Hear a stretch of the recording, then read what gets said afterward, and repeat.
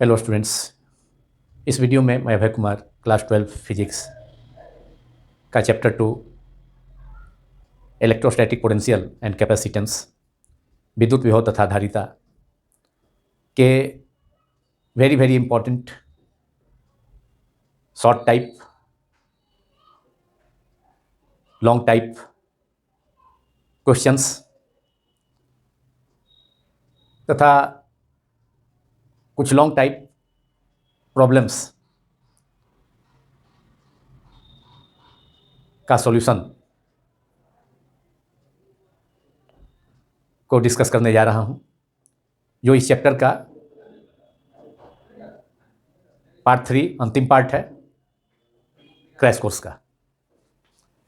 इस वीडियो की शुरुआत एक इम्पॉर्टेंट लॉन्ग टाइप प्रॉब्लम और लॉन्ग टाइप क्वेश्चन से करने जा रहा हूं, जिसे Bihar state board physics exam 2018 में दीर्घ उत्तरीय प्रश्न लॉन्ग टाइप क्वेश्चन में 5 अंक के प्रश्न में पूछा गया था। इसके अलावा हिमाचल प्रदेश स्टेट बोर्ड की परीक्षा 2008 में भी इस प्रॉब्लम को पूछा जा चुका है। तो क्वेश्चन नंबर 1 है, दिए गए चित्र में P एवं Q P तथा Q बिंदुओं के बीच समतुल्य धारिता ज्ञात करें। यदि C1 बराबर C2 बराबर C3 बराबर C4 बराबर 4 microfarad, C1 is equal to C1 is equal to C5 C1 is equal to C5 is equal to C3 is equal to C4 is equal to 4 microfarad एवं C2 इजकल टू 10 माइक्रोफैराड। अंग्रेजी में भी, क्योंकि इस वीडियो को मैं दोनों मीडियम में, हिंदी तथा इंग्लिश मीडियम में एक साथ डिस्कस करने जा रहा हूं, हिंदी तथा इंग्लिश दोनों मीडियम्स के स्टूडेंट्स की सुविधा के लिए। In the given figure find the equivalent capacitance between P and Q if C1 C3 C4 and C5 are each of 4 microfarad and C2 10 microfarad. और ये दिया गया गिवन सर्किट है, जिसमें कि C1 C4 C5 तथा C3 ऑल 4 कैपेसिटर्स का, चारों कैपेसिटर्स का, संधारित्रों का की धारिता समान है, जो कि 4 माइक्रोफैराड दिया है। और एक C2 जो सेकेंड कैपेसिटर है, उसका कैपेसिटेंस दिया है 10 माइक्रोफैराड का। अब इस प्रॉब्लम में P तथा Q दोनों पॉइंट्स के बीच समतुल्य धारिता, दोनों बिंदुओं के बीच समतुल्य धारिता मालूम करनी है इस पूरे परिपथ का। इस परिपथ को देखने से यह क्लियर है कि चूँकि C1 C3 C1 C3 C4 तथा C5 सभी का कैपेसिटेंस इक्वल है 4 माइक्रोफैराड का।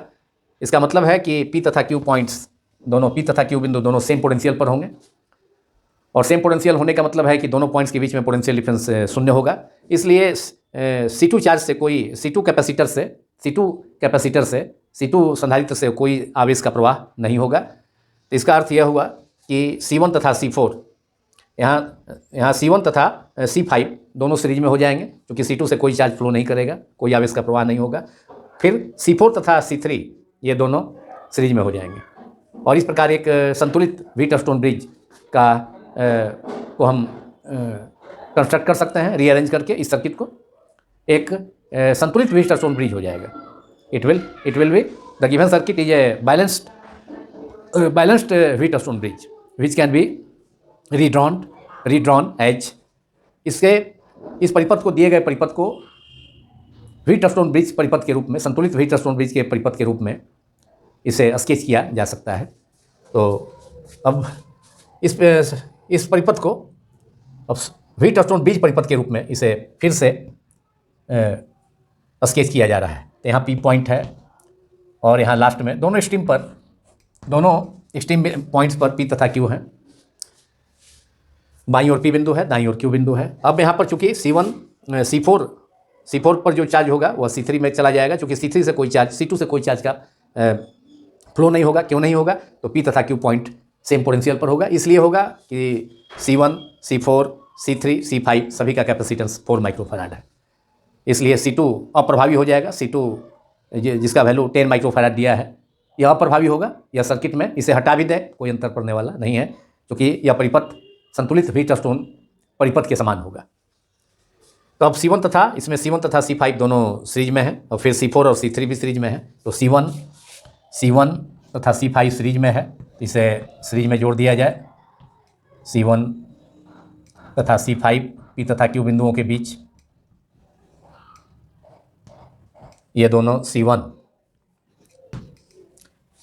तथा C5 सीरीज में है। जो चार्ज C1 पर होगा वही ट्रांसफर हो जाएगा C5 में, इसलिए कि C2 से कोई चार्ज जो बीच में इस सर्किट के परिपथ के बीच में जो कैपेसिटर दिया है, संधारित्र दिया है, उससे कोई चार्ज फ्लो नहीं करेगा। तो वैसी स्थिति में C1 और C5 सीरीज में हो जाएगा और C4 और C3 भी सीरीज में हो जाएगा। तो C1 C5 दोनों का वैल्यू कितना है, 4 माइक्रोफैराड, और C1 भी 4 माइक्रोफैराड है। और फिर C4 तथा C3 भी सीरीज में है, होगा इस सिचुएशन में, बैलेंस्ड रजिस्टर स्टोन ब्रिज की स्थिति में। ये C4 है और यहाँ C5 है, C4 है और C4 हो गया 4 माइक्रोफैराड, और C3 यह भी सीरीज में होगा, यह भी 4 माइक्रोफैराड होगा। तो और डायगोनल आर्म में हम C2 कैपेसिटर को लगा दें, संधारित्र को लगा दें C2, जिसका वैल्यू 10 माइक्रोफैराड है। हालांकि इसे हटा भी दिया जाए तो कोई अंतर पड़ने वाला नहीं है, क्योंकि यह संतुलित रजिस्टर स्टोन ब्रिज के रूप में हो गया, जिसका शर्त है C1/C5 = C4/C3, क्योंकि C4 C3 का ईच का वैल्यू सेम है, ईच कैपेसिटर का वैल्यू सेम है 4 माइक्रोफैराड, इसलिए बैलेंस्ड व्हीटस्टोन स्टोन ब्रिज, संतुलित व्हीटस्टोन स्टोन सेतु का सर्किट का कंडीशन फुलफिल करता है, ये उसको फॉलो करता है। C1/C5 = C4/C3, रेशियो कितना होगा, 1 हो जाएगा, 5/4 दैट इज 1। इसलिए इस जो डायगोनल आर्म में जो विकर्ण वाली भुजा है इसमें जो कैपेसिटर लगा है, इससे कोई चार्ज फ्लो नहीं करेगा। तो यह पॉइंट को अगर हम C मान लें और इस पॉइंट को D मान लें, तो उस सिचुएशन में अब हमको मालूम करना है P तथा Q पॉइंट के बीच में, P तथा Q पॉइंट के बीच का कुल प्रतिरोध कुल समतुल्य धारिता मालूम करनी है, इक्विवेलेंट कैपेसिटेंस मालूम करना है। तो इस पॉइंट को, P के बगल वाला पॉइंट को हम स्मॉल a मान लेते हैं और इसको Q के बगल वाला पॉइंट को स्मॉल b मान लेते हैं। तो CD भाग में जो विकर्ण वाली भुजा है व्हीटस्टोन सेतु का, अब तो व्हीटस्टोन सेतु ये हो गया, क्योंकि उसका कंडीशन फुलफिल हो रहा है, तो इसमें कोई चार्ज फ्लो नहीं करेगा। तो जो चार्ज C1 पर होगा, C1 को प्रोवाइड किया जाएगा, प्रदान किया जाएगा, वही चार्ज सीधे ट्रांसफर हो जाएगा C5 में, और फिर C4 पर जो चार्ज होगा वही ट्रांसफर हो जाएगा C3 में, क्योंकि CD पार्ट में कोई चार्ज फ्लो नहीं करेगा, क्योंकि P तथा Q पॉइंट सेम पोटेंशियल पर है, इसलिए सभी कैपेसिटर्स का वैल्यू सेम है। तो अब इसको C2 को हटा भी दें तो कोई अंतर नहीं पड़ेगा। तो अब C1 और C5 दोनों सीरीज में है, तो दोनों का इक्विवेलेंट रेजिस्टेंस कितना हो जाएगा, C/N, that is 4/4 number of capacitor कितना है 2, 4/2 2 माइक्रोफैराड, और इसका भी हो जाएगा C4 और C3 का दोनों सीरीज में है, इसका भी equivalent capacitance C/N formula series connection में CS = C/N। N समान संधारित्रों की संख्या है, number of identical capacitors, and C is capacitance value of capacitance on each capacitor. प्रत्येक संधारित्र पर धारिता का मान C है, तो यहाँ पर प्रत्येक C4 और C3 दोनों 4 माइक्रोफैराड है, इसलिए दोनों का सीरीज कनेक्शन का equivalent capacitance C/N, that is 4/2 that is 2 microfarad. अब 2 माइक्रोफैराड और 2 माइक्रोफैराड इसका इक्विवेलेंट सर्किट लास्ट में बना दें, तो ये पॉइंट P है और ये दोनों मिल करके हो गया अब 4 माइक्रोफैराड C1 तथा C5 दोनों 4 माइक्रोफैराड का सीरीज कनेक्शन का इक्विवेलेंट कैपेसिटेंस कितना हो गया, समतुल्य धारिता हो गई 4/2 C/N फार्मूला से। तो नहीं तो 1/CS = 1/C1 + 1/C5, वैसा भी करके सेम रिजल्ट आएगा। तो ये हो गया C1 और C5 का सीरीज कनेक्शन का इक्विवेलेंट कैपेसिटेंस हो गया कितना, 2 माइक्रोफैराड, और फिर C4 और C3 दोनों 4 माइक्रोफैराड कैपेसिटर है, इसका सीरीज कनेक्शन का, इसके श्रेणी क्रम संयोजन का समतुल्य धारिता कितनी हो जाएगी, फिर फार्मूला CS = C/N। C का मतलब है दोनों C3 और C4 दोनों सेम है 4, और इस ब्रांच में, इस शाखा में संधारित्रों की संख्या कितनी है, नंबर ऑफ कैपेसिटर कितना है, 2 है, एक C4 दूसरा C3, इसलिए CS = C/N, that is 4/2 that is 2 microfarad, इसका भी हो गया। C4 तथा C3 का समतुल्य धारिता भी 2 माइक्रोफैराड हो गया, यहाँ 2 माइक्रोफैराड हो गया, ये पॉइंट Q है। अब P तथा Q के बीच समतुल्य धारिता हमको मालूम करनी है, अब आसानी से कर सकते हैं। अब यहाँ पर दोनों 2 माइक्रोफैराड और 2 माइक्रोफैराड पैरेलल में है, चूँकि यहाँ पर जो भी चार्ज P तथा Q के बीच में अगर बैटरी जोड़ करके चार्ज दिया जाए इस सर्किट को, या करंट फ्लो किया जाए, तो क्योंकि करंट क्या है, rate of flow of charge है, आवेश प्रवाह की दर है धारा, तो यहाँ पर जो चार्ज होगा वही चार्ज इस पर Q1 हो जाएगा। यहाँ पर चार्ज अगर Q है तो इस पर हो जाएगा 2 माइक्रोफैराड जो ऊपर में है, कैपेसिटर उस पर Q1 हो जाएगा और इस पर फिर नीचे में जो कैपेसिटर है 2 माइक्रोफैराड उस पर भी चार्ज Q2 हो जाएगा। तो अब दोनों ये समतुल्य परिपथ हो गया इस दिए गए सर्किट का। अब इतना ये जो सर्किट था दिया गया एकदम सिंपल सर्किट में हो गया और दोनों 2 माइक्रोफैराड पैरेलल में हो गया, इसलिए सॉल्यूशन हो गया P तथा Q बिंदुओं के बीच, इसलिए P एवं Q बिंदुओं के बीच समतुल्य धारिता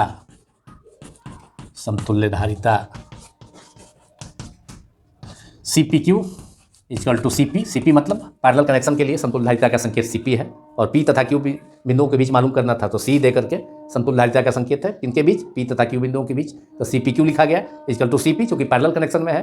तो पैरेलल कनेक्शन में क्या हो जाता है, सेम कैपेसिटर पैरेलल कनेक्शन में होता है CS equal to CP equal to C1 + C2 + C3 और नहीं तो NC सीधे N समान संधारित्रों की संख्या है जो कि यहाँ पर 2 है, 2 माइक्रोफैराड के दोनों कैपेसिटर पैरेलल में है और ये प्रत्येक संधारित्र पर संधारित्र का आवेश कितना है 2 माइक्रोफैराड है।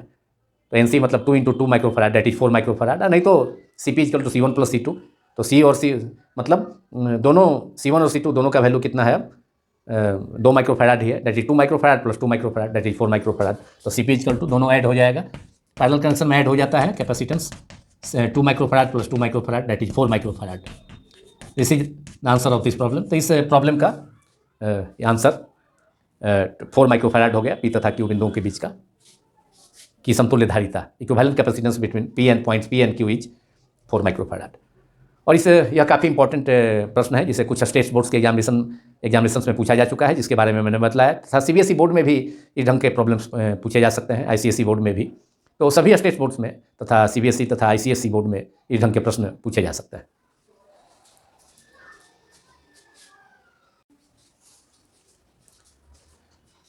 अब अगला इंपॉर्टेंट क्वेश्चन नंबर 2 जो NCERT टेस्ट प्रॉब्लम 2.8 है। एक समानांतर प्लेट संधारित्र के प्रत्येक प्लेट का क्षेत्रफल 6 × 10⁻³ मीटर स्क्वायर एवं उनके बीच की दूरी 3 मिलीमीटर है। संधारित्र की धारिता की गणना करें, कैलकुलेट करें। यदि संधारित्र को 100 वोल्ट के सप्लाई संचरण संभरण से जोड़ दिया जाए तो संधारित्र पर आवेश क्या होगा यह मालूम करना है। संधारित्र पर कितना आवेश होगा वह मालूम करना है। अगर कैपेसिटर को 100 वोल्ट के संभरण से सप्लाई वोल्टेज से जोड़ दिया जाता है तो पहले तो संधारित्र की धारिता मालूम करनी है। In a parallel plate capacitor surface area of each plate is 6 × 10⁻³ meter square and separation between two plates is 3 millimeter. Calculate its capacitance. If the capacitor is connected to 100 volt supply, then what will be the charge on the capacitor? We have to find it. Now we know that in a parallel plate capacitor, formula for capacitance is C equal to epsilon naught A capital A upon D और epsilon naught अगर surface area को A से denote किया जाए तो epsilon naught S upon D। तो इस problem में समानांतर प्लेट संधारित्र का क्षेत्रफल दिया हुआ है 6 × 10⁻³ मीटर स्क्वायर। तो ये दिया है A, एरिया को A से डिनोट किया गया है, एरिया को सरफेस एरिया को A से भी डिनोट किया जाता है। और सिमिलर प्रॉब्लम ऐसा ही 2018 एग्जाम में बिहार स्टेट बोर्ड 2018 एग्जाम में फिजिक्स के एग्जाम में पूछा गया था, केवल डाटा में थोड़ा चेंज था, otherwise same problem.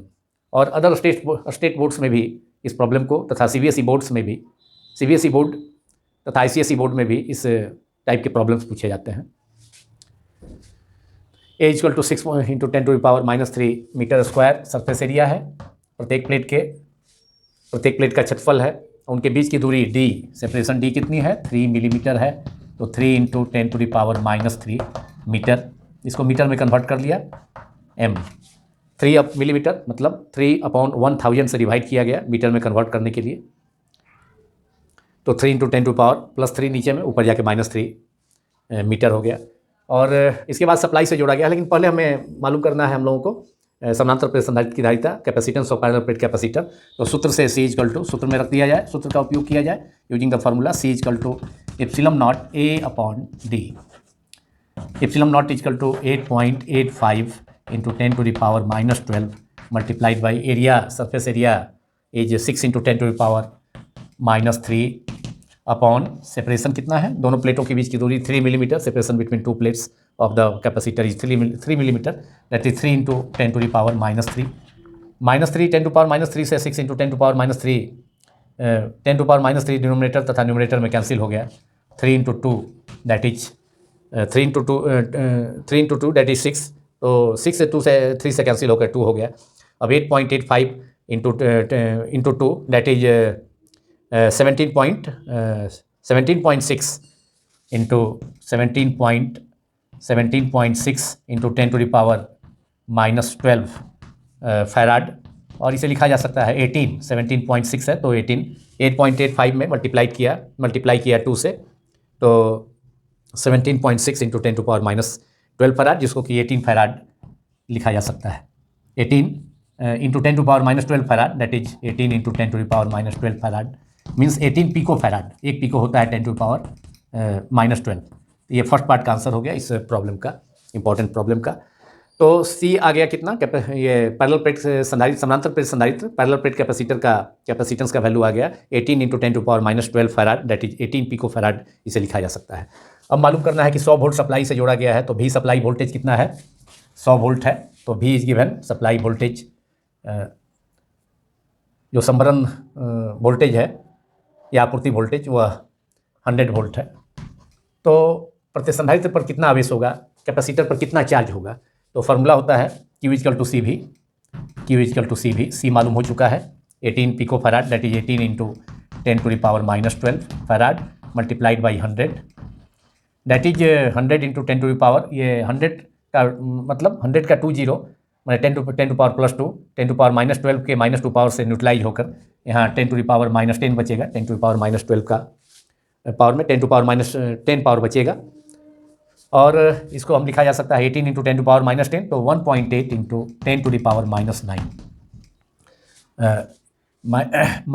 1.8 into 10 to power -9 coulomb, और इसे लिखा जा सकता है 1.8 nano coulomb, 1 nano equal to 10 to power -9 होता है आवेश का छोटा मात्रक। तो ये आवेश हो गया संधारित्र पर कितना 1.8 इंटू 18 इंटू 10 टू पावर -10, उसे लिखा जा सकता है 1.8 into 10 to the power -19 coulomb. तो ये आंसर हो गया इस प्रॉब्लम, एनसीईआरटी टेक्स्ट प्रॉब्लम 2.8 का सेकंड पार्ट का आंसर हो गया कि संधारित्र पर कितना आवेश होगा, कैपेसिटर पर कितना चार्ज होगा, तो Q equal to 1.8 into 10 to the power -9 coulomb. अब क्वेश्चन नंबर 3 इस वीडियो का, और एनसीईआरटी टेक्स्ट प्रॉब्लम 2.9 जो इसी प्रॉब्लम से रिलेटेड है, एनसीईआरटी टेक्स्ट प्रॉब्लम 2.8 से, कि उपरोक्त प्रश्न में यदि संधारित्र की पट्टिकाओं के बीच, प्लेटों के बीच 3 मिलीमीटर मोटी अभ्रक का एक सीट, माइका सीट रख दिया जाए 3 मिलीमीटर थिकनेस का, जिसका परावैद्युतांक K equal to 6, dielectric constant K हो, K इक्वल टू 6 है माइका का, तो क्या होगा यदि A वोल्टेज जुड़ी रहे, सप्लाई जुड़ा रहे, और दूसरा संभरण वोल्टेज हटा ली जाए, सप्लाई को हटा लिया जाए, तो क्या प्रभाव पड़ेगा उसके आवेश पर, पोटेंशियल डिफरेंस पर, प्लेटों के बीच में पोटेंशियल डिफरेंस पर, या उसका कैपेसिटेंस पर क्या प्रभाव पड़ेगा, यह मालूम करना है। तो वैसे हम जानते हैं कि तो इस प्रश्न में this problem is text problem, NCERT text problem 2.9 which is related to 2.8 in which 3 millimeter thick mica sheet is introduced between two plates of the parallel plate capacitor given in problem 2.8 NCERT text problem of dielectric constant K equal to 6. So what will happen if supply remains connected and part B जो part A में है और part B supply voltage is removed. तो first situation में अब इसमें K equal to कितना हो गया, ये माइका सीट का थिकनेस कितना हो गया, T इक्वल टू 3 मिलीमीटर, और दोनों प्लेट के बीच पूरे भाग में इसको रखा गया है, तो D इक्वल टू T हो जाएगा 3 मिलीमीटर थिकनेस का, तो 3 इंटू 10 टू द पावर -3, 1000 से डिवाइड कर दिया जाए तो -3 मीटर, मतलब जितना प्लेट के बीच का डिस्टेंस भी 3 मिलीमीटर था, और यहाँ उतना ही मोटाई का, उतना ही थिकनेस का दोनों प्लेट्स के बीच में, कैपेसिटर के दोनों प्लेट्स के बीच में उतना ही थिकनेस का, उसी साइज का डाइलेक्ट्रिक कांस्टेंट मतलब माइका सीट रखा जाता है, अभ्रक रखा जाता है, तो D इक्वल टू T हो जाएगा, T इक्वल टू D के इक्वल हो जाएगा, thickness equal to 3 millimetre equal to D, that is separation between two plates के बीच, दोनों संधारित्र के दोनों प्लेटों के बीच की दूरी के बराबर ही परावैद्युत पदार्थ की मोटाई हो जाएगी। और K दिया है इसका डाइलेक्ट्रिक कांस्टेंट K और एप्सिलॉन R इक्वल्स टू 6 है।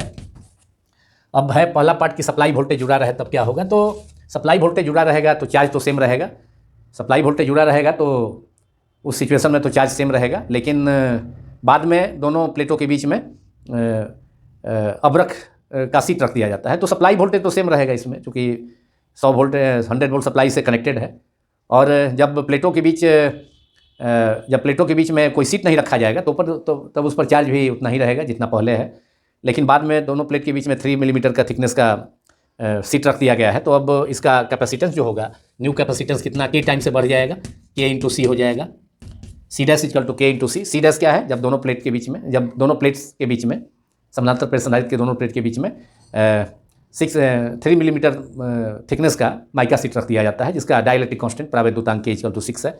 तो हम जानते हैं कि पिछले पार्ट में भी हम लोगों ने पार्ट 2 में डिस्कस किया था कि यदि समानांतर प्लेट संधारित्र के दोनों प्लेटों के बीच में कोई परावैद्युत पदार्थ रख दिया जाए तो उसकी धारिता क्या होगी, तो उसकी धारिता बढ़ जाती है। और अगर संधारित्र के पूरे भाग में अगर के परावैद्युतांक का अगर डाइलेक्ट्रिक कांस्टेंट का अगर सीट रख दिया जाए या डाइलेक्ट्रिक रख दिया जाए परावैद्युत पदार्थ, तो उसकी धारिता के टाइम से बढ़ जाती है। नई धारिता सी डैश इक्वल टू के इंटू सी, पिछले पार्ट में भी हम लोगों ने डिस्कस किया था।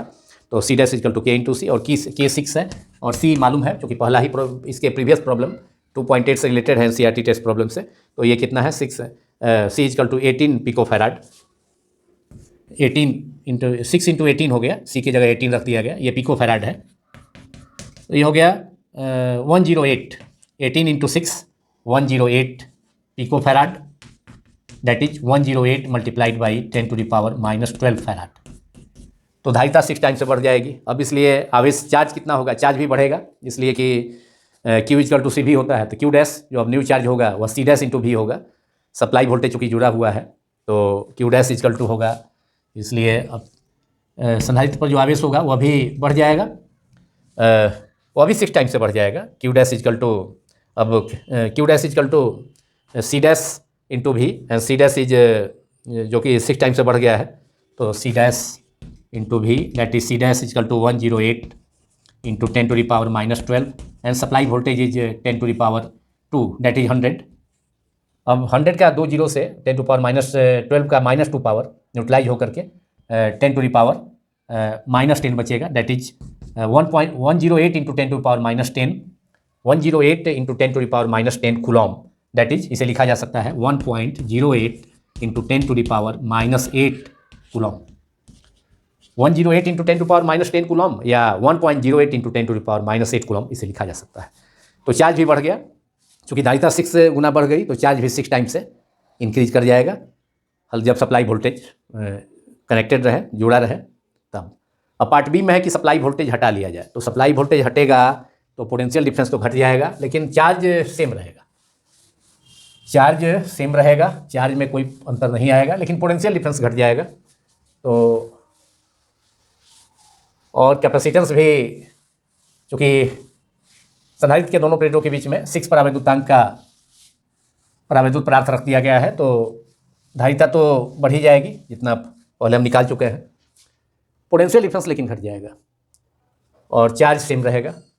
तो अब बी पार्ट का आंसर होगा, अब चार्ज तो सेम रहेगा, चार्ज जितना आया है इसमें, अभी शुरू में चार्ज कितना था, क्यू इक्वल टू चार्ज हमने निकाला था 18 इंटू, शुरू में चार्ज था कितना 18 इंटू 10 टू पावर -12 फैराड, तो चार्ज इतना ही रह जाएगा 18 into 10 to the power minus supply voltage हटा लेने पर, माने जब सप्लाई वोल्टेज हटा लिया जाए, जब सप्लाई वोल्टेज संभरण वोल्टेज जो कि 100 वोल्ट था वो हटा लिया जाए, if supply voltage is removed. तो अब आवेश तो इसमें तो बढ़ गया था, सप्लाई वोल्टेज था, तो अब आवेश वही रहेगा जो पहले था। तो Q equal to, initially charge था 18 इंटू 10 टू पावर -12 पिकोफैराड, ये चार्ज था शुरू में, C equal to 18 into 10 to power -12 picofarad, तो 18 into 10 to the power minus, ये धारिता थी, सॉरी, और ये धारिता थी 18 पिकोफैराड, और चार्ज निकाला गया था उसका 18 इंटू, चार्ज हो गया क्यू इक्वल टू सी भी, तो सी हो गया 18 into 10 to the power Q equal to C भी, तो 18 into 10 to the power -12 multiplied by supply voltage था पहले 100 वोल्ट, तो that is 18 into 10 to the power -10, that is 1.8 into 10 to the power -9 coulomb इतना चार्ज था। तो charge में तो वही रहेगा, चार्ज में कोई परिवर्तन नहीं होगा, लेकिन धारिता तो बढ़ जाएगी, के 6 टाइम बढ़ जाएगी, तो धारिता निकाला जा चुका है, C dash equal to KC that is 108 pico farad. अब लेकिन पोटेंशियल डिफरेंस क्या होगा, सप्लाई वोल्टेज हटाने के बाद V dash equal to V by K, 1/K time से मतलब रिड्यूस हो जाएगा। तो V कितना है, सप्लाई वोल्टेज था 100 वोल्ट, और K परावैद्युतांक कितना है माइका का, अब्रक का 6 है, तो 100/6 डैट इज 50/3 कैंसिल होकर के 2 से, तो 50/3 वोल्ट नया विभवांतर होगा जब सप्लाई वोल्टेज दोनों प्लेट संधारित्र के दोनों प्लेट के बीच का नया विभवांतर होगा। New potential difference between the plates of the capacitor, parallel plate capacitor is 50/3 that is 3 से डिवाइड किया जाए तो 16.6 वोल्ट आंसर। तो पोटेंशियल डिफरेंस घट गया 16.6 वोल्ट, चार्ज वही रहेगा और कैपेसिटेंस भी 6 टाइम से बढ़ जाएगा, क्योंकि जब किसी कैपेसिटर के दोनों प्लेट्स के बीच में के पूरे भाग में के पूरे स्पेस में जितना दोनों प्लेट के बीच का डिस्टेंस है उतना ही थिकनेस का डाइलेक्ट्रिक रख दिया जाता है, परावैद्युत पदार्थ रख दी जाती है, तो उसकी धारिता K टाइम से बढ़ जाती है। लेकिन पोटेंशियल डिफरेंस घटकर कितना हो गया, 16.6 वोल्ट हो गया, जो कि पहले कितना था, सप्लाई जुड़ा रहने पर 100 वोल्ट था, सप्लाई जुड़ा रहा तो 100 वोल्ट ही सप्लाई था, अब लेकिन घट करके 16.6 वोल्ट।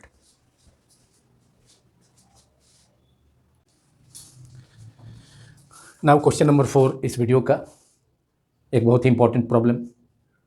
6 माइक्रोफैराड के एक संधारित्र को 100 वोल्ट तक आवेशित किया जाता है, संधारित्र में संचित ऊर्जा का मान ज्ञात करें।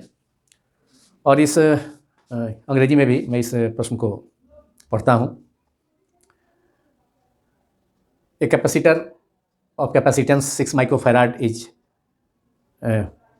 Charged by 100 volt supply. Calculate energy electrostatic potential energy stored in the capacitor. और इस प्रॉब्लम को काफ़ी इंपॉर्टेंट प्रॉब्लम है, जिसे different state boards 12th physics examination में कई बार पूछा जा चुका है। जैसे यूपी बोर्ड में इसे 2005, 6, 7, 8 में पूछा गया, Haryana state board education board में भी इसे 2006 इस टाइप का प्रॉब्लम, सेम प्रॉब्लम नहीं लेकिन इस टाइप का, मतलब डाटा थोड़ा सा चेंज था कैपेसिटेंस का तथा सप्लाई वोल्टेज का। तो Haryana state board education board exam में भी 2006 तथा 2018 में पूछा जा चुका है। इसके अलावा अदर कई स्टेट्स बोर्ड्स एग्जामिनेशंस में पूछा जा चुका है। बिहार बोर्ड में भी मल्टीपल चॉइस ऑब्जेक्टिव क्वेश्चन में भी इस टाइप का प्रॉब्लम पूछा जा चुका है। एनर्जी स्टोर्ड 4 ऑप्शन था, उसमें एक सही था, तो इसी टाइप का कुल मिला के क्वेश्चन ऐसे जनरली 2 मार्क्स में यह प्रश्न पूछा जाता है। और इसी ढंग का प्रॉब्लम NCERT टेक्स्ट बुक का 2.10 है, जिसको मैं इसके बाद उसको भी मैं सॉल्व करूँगा, क्योंकि बहुत बोर्ड एग्जामिनेशंस में, स्टेट बोर्ड्स एग्जामिनेशंस में या CBSE बोर्ड एग्जामिनेशन में कभी कभी direct NCERT text problem direct पूछ दिए जाते हैं, तो इसलिए दोनों सिमिलर प्रॉब्लम है, लेकिन फिर भी NCERT टेक्स्ट प्रॉब्लम होने के कारण उसे मैं सॉल्व करूँगा। अब इसे सॉल्व किया जाए इस प्रॉब्लम को, जो कि बेहद ही इम्पोर्टेंट प्रॉब्लम है, शॉर्ट टाइप प्रॉब्लम। 6 माइक्रोफैराड संधारित्र की धारिता कितनी है, 6 C इक्वल टू, संधारित्र की धारिता का संकेत C होता है, C equal to 6 microfarad that is 6 into 10 to the power -6 farad हो गया। और सप्लाई वोल्टेज है 100, V इक्वल टू 100 वोल्ट हो गया यहाँ। अब इसमें मालूम करना है संधारित्र में संचित ऊर्जा का मान ज्ञात करना है, तो उसके लिए सूत्र है U इक्वल टू ½ CV²। सीधे ये सूत्र को यूज करना है, 1/2 C का वैल्यू है 6 इंटू 10 टू द पावर -6 और V का वैल्यू है सप्लाई वोल्टेज 100 वोल्ट, तो 100 का स्क्वायर हो गया डैट इज 2 से 6 कैंसिल होकर के 3 हो गया, that is 3 into 10 to the power -6 into 100 square that is 100 into 100 10 to power 4, तो that is 3 into 10 to power -6 and 10 to power +4, power add हो जाएगा, बेस सेम है, तो 10 to power 3 into 10 to power +4 -6 that is 3 into 10 to the power -2 joule. इसका answer हो गया इस problem का, जो कि बेहद ही इंपॉर्टेंट प्रॉब्लम है। और हाफ सी वी स्क्वायर संधारित्र के प्लेटों के बीच संचित ऊर्जा का energy stored between the plates of a capacitor, energy stored in a capacitor half C V square के फॉर्मूला पर बेस्ड है। और यूपी बोर्ड में 4 बार पूछा गया, 5, 6, 7, 8, हरियाणा बोर्ड में भी 6 और 18 में, और सीबीएसई बोर्ड में भी इस टाइप के प्रश्न, और बिहार बोर्ड में भी इस टाइप के प्रश्न पूछे जा चुके हैं। अब क्वेश्चन नंबर 5 जो कि इसी फॉर्मूला पर बेस्ड है, लेकिन एनसीईआरटी टेक्स्ट प्रॉब्लम है हूबहू 2.10, और ये प्रॉब्लम एनसीईआरटी टेक्स्ट प्रॉब्लम जैसा प्रॉब्लम था। अब question number 5 NCERT text problem 2.10, 12 picofarad धारिता के एक संधारित्र को 50 वोल्ट के सप्लाई बैटरी से जोड़ा जाता है, संधारित्र में कितनी स्थिति ऊर्जा संचित होगी यह मालूम करना है। तो यह भी उसी टाइप का प्रॉब्लम है, प्रीवियस प्रॉब्लम क्वेश्चन नंबर 4 जैसा, लेकिन यह एनसीईआरटी टेक्स्ट प्रॉब्लम है। तो इसमें सप्लाई, ये इसमें कैपेसिटर का इसका प्रॉब्लम है कि एक कैपेसिटर है, एक capacitor of capacitance 12 picofarad is connected to supply voltage 50 volt, then what will be the electrostatic potential energy stored in the capacitor, ये मालूम करना है। तो यहाँ पर सी है 12 पिकोफैराड, और 1 पिकोफैराड जैसा कि हम जानते हैं 1 पिको इक्वल टू 10⁻12 होता है, तो 12 × 10⁻12 फैराड हो गया। 12 पिकोफैराड इज 12 × 10⁻12 फैराड। और सप्लाई वोल्टेज कितना है, V = 50 वोल्ट है, V = 50 लिख दिया, V = 50 वोल्ट। अब कितना संधारित्र में कितनी स्थिति ऊर्जा संचित होगी, electrostatic energy, what will be the electrostatic potential energy stored in the capacitor. तो सूत्र से संधारित्र में संचित ऊर्जा electrostatic potential energy stored in the capacitor half C V square, जैसा कि प्रीवियस प्रॉब्लम में हमने यूज किया।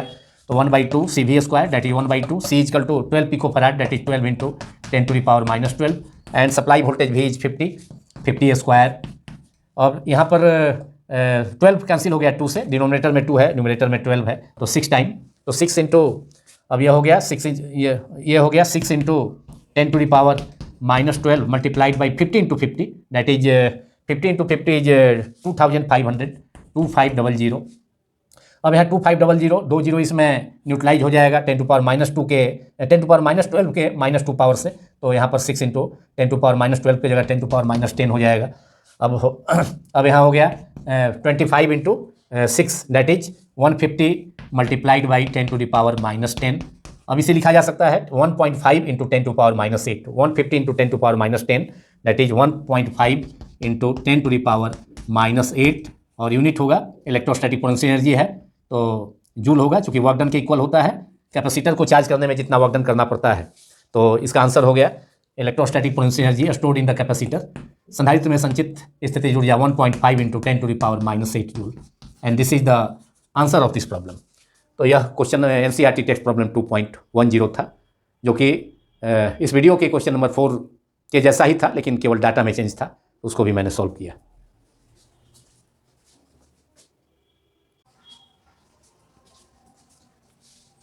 अब क्वेश्चन नंबर 6 माइक्रोफैराड धारिता के एक संधारित्र या संचक का विभवांतर 10 वोल्ट से 20 वोल्ट कर देने पर उसकी स्थिति ऊर्जा में वृद्धि की गणना करें।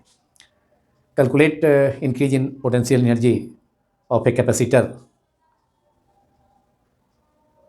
To increase its potential difference from 10 volt to 20 volt having capacitance 6 microfarad. Now we have to solve it. अब इसका सॉल्यूशन किया जाए। एक कैपेसिटर है, संधारित्र है, संचक है, जिसकी धारिता कितनी दी हुई है 6 माइक्रोफैराड। तो सी, धारिता का संकेत सी होता है, C = 6 μF microfarad, mu for micro, और इसे फैराड में कन्वर्ट कर दिया जाए। 1 माइक्रो = 10⁻6, तो 6 × 10⁻6 फैराड हो गया। संधारित्र की धारिता, capacity of the capacitor is 6 μF = 6 × 10⁻6 farad. और इनिशियल पोटेंशियल डिफरेंस कितना है, संधारित्र का विभवांतर, प्रारंभिक विभवांतर है V1 = 10 वोल्ट है, 10 V, और उसका विभवांतर बढ़ा करके कैपेसिटर, संधारित्र कैपेसिटर का विभवांतर पोटेंशियल डिफरेंस को 10 वोल्ट से बढ़ाकर इंक्रीज कर 20 वोल्ट कर दिया गया है। So final potential difference is, बढ़ा हुआ उसका विभवांतर कितना है, final potential difference is 20 volt, और increase potential difference is 20 volt, V2 = 20 volt. तो उस संधारित्र की स्थिति ऊर्जा में वृद्धि, increase in potential energy of the capacitor मालूम करना है। तो इसलिए संधारित्र की स्थिति ऊर्जा में वृद्धि, increase in potential energy of the capacitor is ΔU। संधारित्र की स्थिति ऊर्जा में वृद्धि, increase in potential energy of the capacitor, उसके लिए हम ΔU का यूज करेंगे, सिंबल का ΔU, डेल्टा डिफरेंस को बतलाता है। ΔU = U2 - U1, U2 क्या है, बाद की पोटेंशियल एनर्जी, और U1 क्या है, प्रारंभिक potential energy. Final potential energy of the capacitor is U2, और प्रारंभिक स्थितिज ऊर्जा संधारित्र की U1 है। Initial potential energy of the capacitor is U1। So delta U equal to U2 minus U1। इस संधारित्र की स्थितिज ऊर्जा में वृद्धि delta U equal to U2 minus U1, और डेल्टा U इक्वल टू, और delta U equals to U2 is half CV2 square. Formula use किया जाए संधारित्र की स्थिति ऊर्जा का, potential energy of the capacitor half CV square. तो U2 मैंने बाद की जो स्थिति ऊर्जा है, जब उसका विभवांतर 10 वोल्ट से 20 वोल्ट विभवांतर पर उसकी स्थिति ऊर्जा U2 है, तो U2 equal to half CV2 square, minus जब उसका पोटेंशियल 10 वोल्ट है, इनिशियल ओरिजिनल पोटेंशियल, तो उस समय उसकी स्थिति ऊर्जा, संधारित्र की स्थिति ऊर्जा, potential energy of the capacitor half CV1 square, half CV1 square. तो 1/2C कॉमन हो जाएगा, that is 1 delta U equal to 1/2CV2 square minus half CV1 square, that is 1/2CV2 square minus V1 square equals to 1/2C equals to, संधारित्र की धारिता कितनी है, capacitor की का कैपेसिटेंस है 6 माइक्रोफैराड, दैट इज 6 इंटू, इसको फैराड में कन्वर्ट कर दिया, 6 × 10⁻⁻⁶। V2 is 20 volt, 20 square minus V1 is 10 square. Now 2 से 6 कैंसिल हो गया, तो 3 हो गया न्यूमरेटर में, that is 3 × 10⁻⁻⁶, under bracket 20 square, that is 400 minus 10 square 100, that is 400 minus 100 300, तो 3 × 10⁶, दैट इज 3 × 10⁻⁻⁶ मल्टीप्लाइड बाई 300। अब 300 के का 2 जीरो से 10⁻⁻⁶ का -2 पावर न्यूट्रलाइज हो जाएगा, कैंसिल हो जाएगा, तो 10⁻⁻⁴ बचेगा। तो इस प्रकार ये होगा 3 × 3 9, 9 × 10 टू पावर 3 × 3 9 × 10⁻⁻⁴, -6 का -2 पावर कैंसिल हो गया, 3 × 100, दैट इज 300 के 2 जीरो से, तो 3 × 3 9 × 10⁻⁻⁴ joule. This is answer of this problem. संधारित्र की स्थिति ऊर्जा में वृद्धि कितनी हो गई, increase in potential energy of the capacitor is 9 × 10⁻⁻10 joule. This is the answer of this problem. Now question number 7, जो कि अति लघुत्तरीय तथा लघुत्तरीय प्रश्न में भी पूछा जा सकता है, 1 अंक का या 2 अंक के प्रश्न में भी पूछा जा सकता है, इसे दोनों में पूछा जाता है, और काफ़ी इंपॉर्टेंट प्रश्न है। डिफरेंट स्टेट्स बोर्ड्स में इसे पूछा जाता है, या CBSE बोर्ड में भी एग्जामिनेशन में प्रीवियस ईयर्स में इसे पूछा जा चुका है। क्वेश्चन 7 है, आपेक्षिक परावैद्युतांक या आपेक्षिक परावैद्युतता को परिभाषित करें, डिफाइन रिलेटिव परमिटिविटी। तो आपेक्षिक परावैद्युतांक, इसका सिंबल होता है εr, या सिंबल K से भी डिनोट किया जाता है। आपेक्षिक परावैद्युतांक या आपेक्षिक परावैद्युतता, रिलेटिव परमिटिविटी को εr और K संकेत से सूचित किया जाता है। तो आपेक्षिक परावैद्युतांक क्या है, किसी माध्यम का परावैद्युतांक या किसी माध्यम की परावैद्युतता तथा निर्वात या शून्य की परावैद्युतता का निपात उस माध्यम की आपेक्षिक परावैद्युतता या आपेक्षिक परावैद्युतांक कहलाता है। इसे आप लोग नोट कराएं। किसी माध्यम की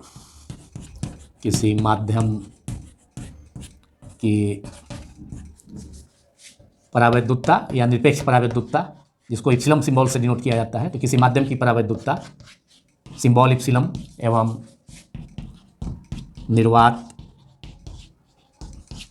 की परावैद्युतता, निर्वात की परावैद्युतता या परावैद्युतांक, निर्वात की परावैद्युतता, निर्वात या शून्य की परावैद्युतता, जिसे εr सिंबल से डिनोट किया जाता है, निर्वात या शून्य की परावैद्युतता ε0, किसी माध्यम की परावैद्युतता या परावैद्युतांक इप्सिलम एवं निर्वात की परावैद्युतता ε0 का अनुपात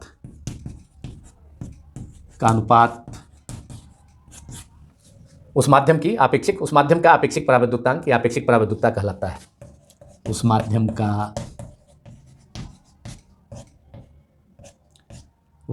का आपेक्षिक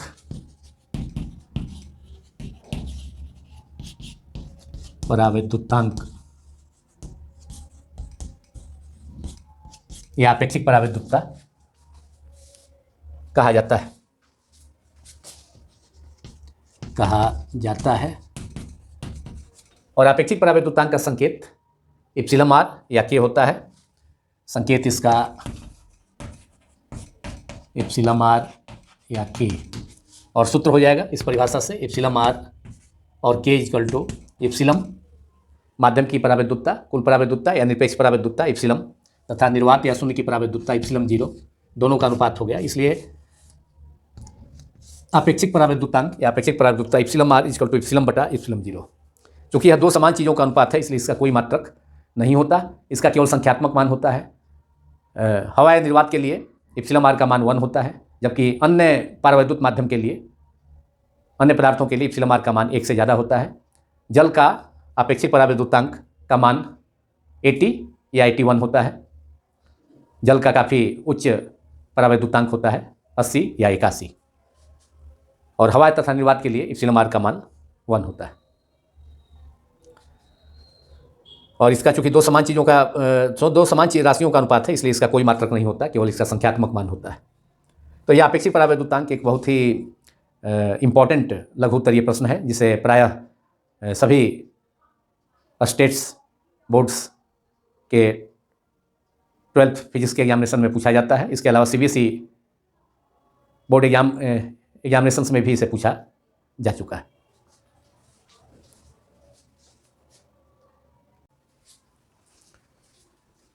क्वेश्चन नंबर 8, समानांतर प्रेरित संधारित्र में स्थिर वैद्युत ऊर्जा का व्यंजक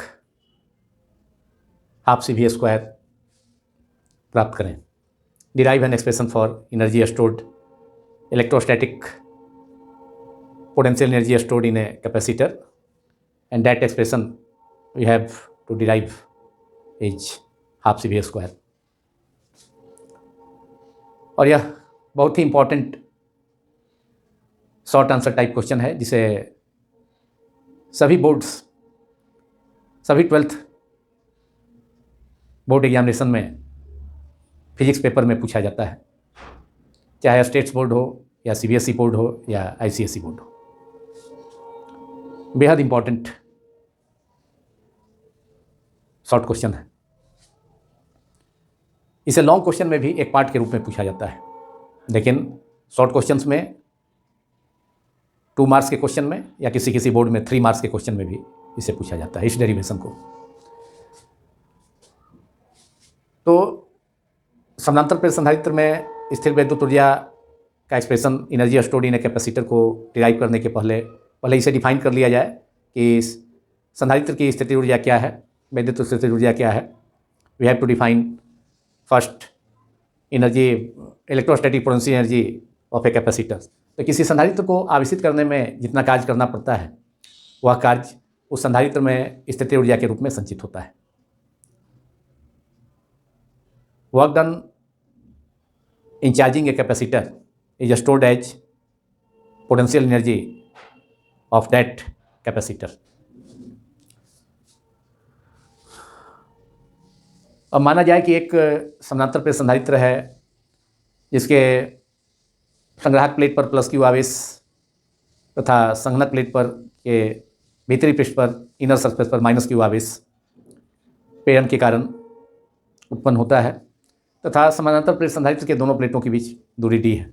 suppose A parallel plate capacitor having surface area of each plate is S and separation between two plates is small d, and charges on both plates, collector and condensing plates, are +Q and -Q respectively। अब capacitor को, संधारित्र को अगर कोई small q आवेश देने पर उसका विभव अगर V से इंक्रीज कर जाए तो V = Q/C। सपोज किया जाए कि समानांतर प्रेरित संधारित्र की धारिता कैपेसिटेंस C है। Suppose capacitance of parallel plate capacitor is small c, and if a small q charge is given to the collector plate, then its potential is raised by V। तो संधारित्र को q आवेश देने पर उसका विभव अगर V से बढ़ जाए, स्मॉल V से बढ़ जाए तो V = Q/C। तो चालक का विभव, मतलब संधारित्र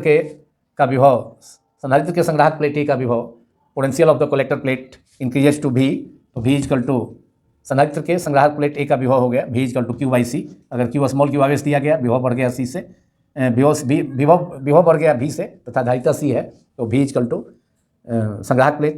संधारित्र के संग्राहक प्लेट के विभव में वृद्धि V = Q/C, क्योंकि हम जानते हैं Q = CV होता है।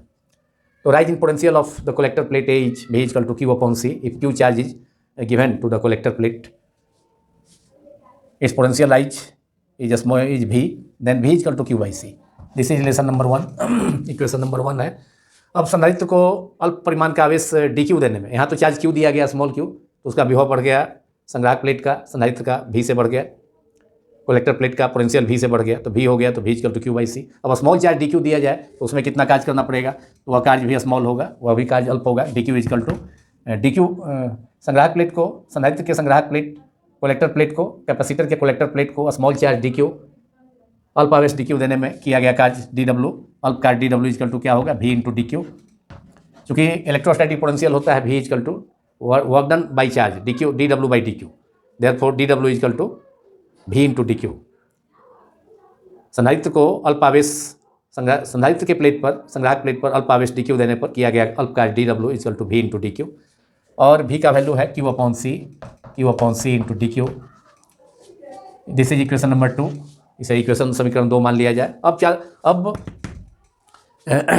अब संधारित्र को, कैपेसिटर को टोटल चार्ज कैपिटल Q देने में टोटल कार्य कितना करना पड़ता है, वह मालूम करने के लिए समीकरण 2 के दोनों तरफ इंटीग्रेशन करना होगा, समाकलन करना होगा.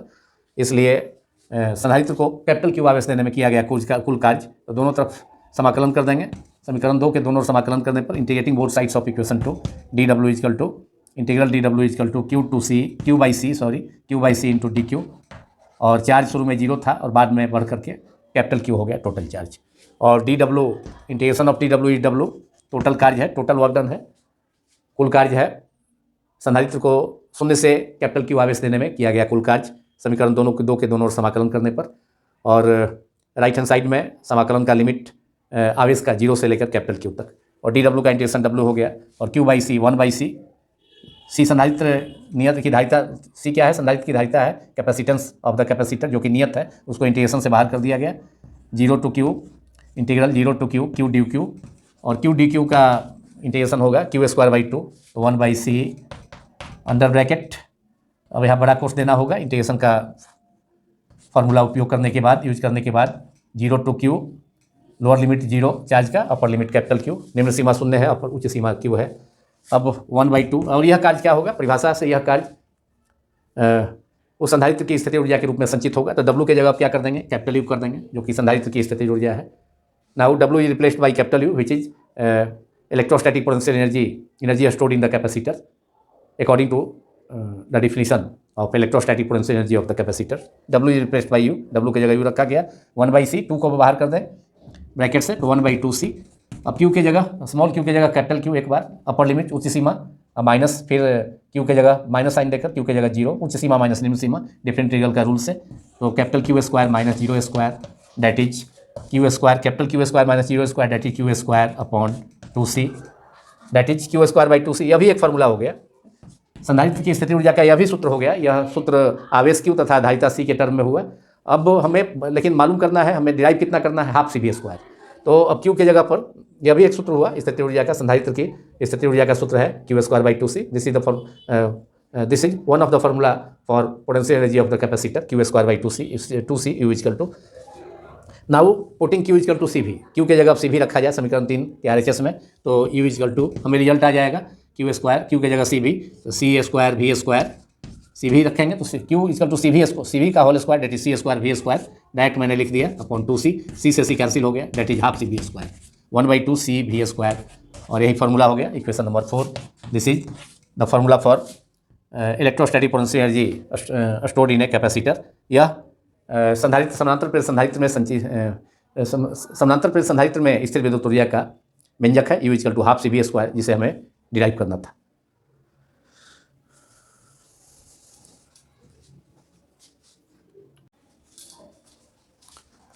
तो क्वेश्चन नंबर 9, सिद्ध करें कि किसी समानांतर प्रेरित संधारित्र के इकाई आयतन में संचित ऊर्जा, जिसे ऊर्जा घनत्व भी कहा जाता है, समानांतर प्रेरित संधारित्र का ऊर्जा घनत्व half epsilon 0 capital E square है.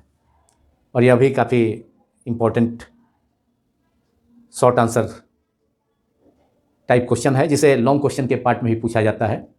प्रीवियस जो क्वेश्चन था हम लोगों ने डिस्कस किया, क्वेश्चन 8, संधारित्र में संचित ऊर्जा, उसके साथ इसे मिलाकर 5 अंक के प्रश्न में पूछा जाता है, और अलग से भी, और दोनों को अलग अलग कर लघु उत्तरीय प्रश्न में भी 12th बोर्ड से एग्जामिनेशन में पूछा जाता है। यूपी बोर्ड में इसे 2011, 13, 15 में Bihar intermediate education council board examination physics के पेपर में 2010, 2018 में पूछा गया लॉन्ग क्वेश्चन के पार्ट्स के रूप में, तथा अदर स्टेट्स बोर्ड्स में भी, तथा सीबीएसई बोर्ड में भी 12th बोर्ड एग्जामिनेशन फिजिक्स के पेपर में कई बार पूछा जा चुका है, और अदर स्टेट्स बोर्ड्स में भी इसे पूछा जा चुका है। तो समानांतर प्लेट संधारित्र के इकाई आयतन में संचित ऊर्जा को उस समानांतर प्लेट संधारित्र के दोनों प्लेटों के बीच स्थित विद्युत क्षेत्र का ऊर्जा घनत्व भी कहा जाता है, और इसका संकेत स्मॉल यू होता है। तो डिफिनेशन से संधारित्र का समानांतर प्लेट संधारित्र के प्रति इकाई आयतन में संचित ऊर्जा दोनों प्लेटों के बीच जो क्षेत्र है, खाली जगह है, उसके बीच का जो विद्युत क्षेत्र है, तो उसके प्रति इकाई आयतन की में जितनी संचित ऊर्जा होती है संधारित्र में, उसे समानांतर प्लेट संधारित्र के विद्युत क्षेत्र का ऊर्जा घनत्व कहा जाता है। We have to derive the expression for energy density of a parallel plate capacitor, and the formula is 1/2 epsilon naught capital E square, जहाँ कैपिटल E विद्युत क्षेत्र है समानांतर प्लेट संधारित्र के दोनों प्लेटों के बीच उत्पन्न विद्युत क्षेत्र कैपिटल E है। तो ऊर्जा घनत्व की परिभाषा से स्मॉल यू संकेत है इसका, एनर्जी डेंसिटी का, और यह हो गया कैपिटल U/V। इसी संधारित्र के दोनों प्लेटों के बीच क्षेत्र, उत्पन्न विद्युत क्षेत्र के प्रति इकाई आयतन की ऊर्जा को उस संधारित्र का ऊर्जा घनत्व कहा जाता है। Energy stored per unit volume of a capacitor is called its energy density. Its symbol is small u, so small u is equal to capital U/V, जहाँ यू संधारित्र की स्थितिज ऊर्जा है तथा भी संधारित्र के दोनों प्लेटों के बीच जगह जो क्षेत्र है उसका आयतन है। तो U/V, यू का एक्सप्रेशन हम जानते हैं इसके प्रीवियस क्वेश्चन में, पहले के क्वेश्चन में, क्वेश्चन नंबर 8 में, half CV square 1/2 CV square you के जगह, और यहाँ भी विभवांतर है। हाफ CV स्क्वायर एक्सप्रेशन में C संधारित्र की धारिता है, capacitance of the parallel plate capacitor, and V क्या है, विभव है, भी विभवांतर है, दोनों प्लेटों के बीच का विभवांतर है। और यहाँ भी है, जिसे B से हमने डिनोट किया है। यह क्या है, आयतन है, संधारित्र का आयतन है, और आयतन क्या होगा, क्षेत्रफल। संधारित्र के प्रत्येक प्लेट का क्षेत्रफल को हमने S माना है, सरफेस एरिया, और दूरी, दोनों प्लेटों के बीच की दूरी, जो जगह है उसके बीच की दूरी कितनी है, D है, S × D।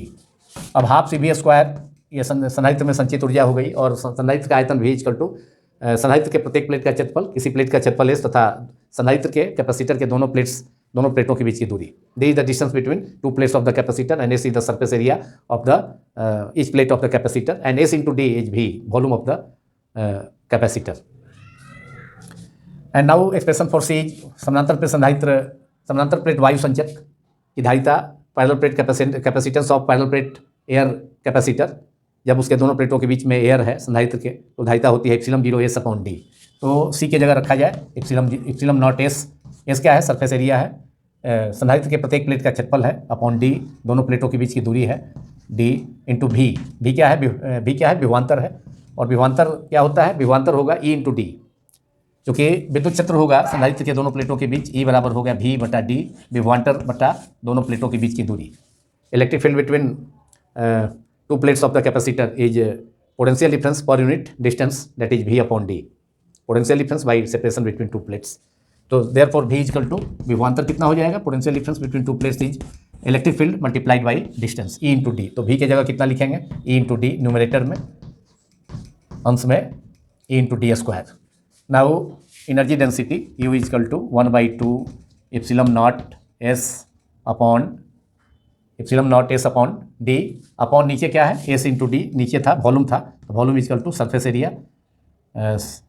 Area of each plate of the capacitor × D, जहाँ S संधारित्र के प्रत्येक प्लेट का क्षेत्रफल है तथा D दोनों के बीच की दूरी है, दोनों का गुणनफल, दोनों का प्रोडक्ट, वॉल्यूम, आयतन हो गया।